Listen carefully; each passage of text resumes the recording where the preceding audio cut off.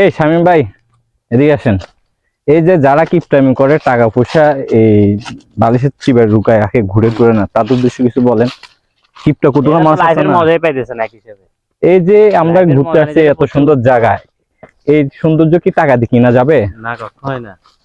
এই যে কিছু মানুষ আছে আমাদের ভাই ব্রাদার যারা কিপটামি করে, সারা জীবন কিপটামি, কোথায় যাইতে বললে টাকা নাই, এটা নাই সেটা নাই, কিন্তু ভরপুর টাকা তাও তার কাছে থাকে। একসময় ছিল কিন্তু এখন ভাই একসময় তো তখন তো অভাবে ছিলাম, এখন তো আমি কোটিপতি হয়ে গেছি, কোটিপতি। এখন ইনকাম ভালো,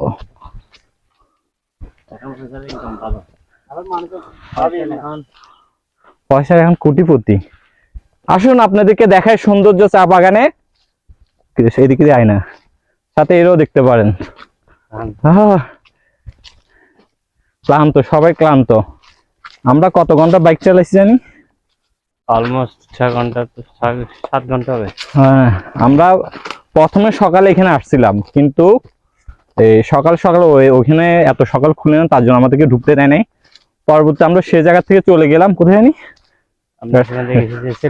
সেলফি রোড, তারপর গেলাম রাবার বাগান, এরকম অনেক জায়গায় গেলাম, যে শেষ পর্যন্ত এদিকে আসলাম, করে আসছি যাতে একটু চা বাগানটা দেখাই। এদিকে দেখ, ইয়া দেখা, ব্যাকগ্রাউন্ড ফিজিক্যাল